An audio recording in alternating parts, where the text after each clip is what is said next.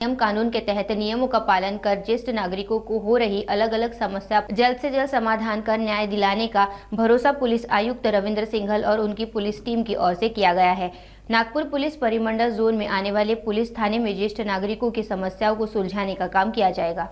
देखिए, जो इनकी मेन जो समस्याएं आती हैं सामने, क्योंकि हम इस पे काम कर ही रहे हैं, परंतु अभी क्योंकि पुलिस रेजिंग डे चल रहा है हमारा,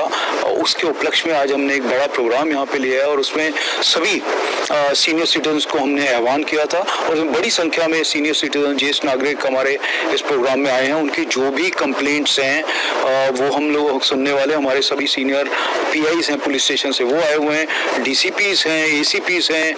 हमारे सभी अधिकारी वर्ष यहाँ पे आज हाजिर हैं। हेतु यही है कि उनकी अगर कोई सूचना है, कोई सुझाव है या उनकी कोई तकरार है, वो हम सुनेंगे और उसके ऊपर कार्रवाई करेंगे। इसके उपलक्ष्य में 2-3 लेक्चर्स भी अच्छे यहाँ पे हुए हैं, जिसमें कि जो इस विषय में काम कर रहे हैं एडवोकेट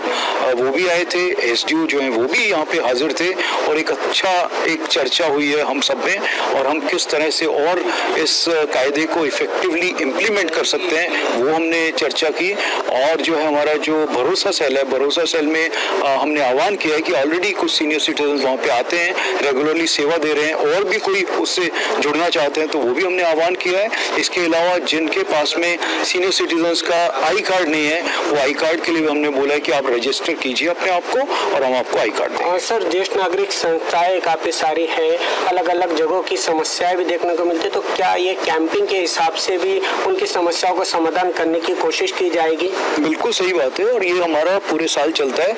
आज जैसे मैंने बताया कि एक पर्टिकुलर उसके लिए हमने सबको बुलाया था और ये हमेशा ही चलता रहता है, और उद्देश्य ये है कि सबको समाधान हो, क्योंकि सीनियर सिटीजन एक वल्नरेबल सेक्शन ऑफ सोसाइटी है जिनके ऊपर एज के हिसाब से कोई उनके ऊपर गलत चीज़ ना करे, उनकी कहीं फसवणूक ना हो, उनकी कहीं चीटिंग ना हो, इन सब चीज़ों के लिए भी हम उनके जागरूक करते हैं। सर, ज्येष्ठ नागरिकों की समस्याओं के लिए क्या एक अलग टीम तैयार की जाएगी या फिर पुलिस प्रशासन द्वारा ही उनका मार्गदर्शन किया जाएगा? नहीं, टीम की ऐसी कोई आवश्यकता नहीं है, क्योंकि जो नियम है उसके हिसाब से कार्रवाई होती है। और एक चीज़ है कि हमने अपने अधिकारियों को बोला है कि रेगुलर मीटिंग्स हो इनके साथ।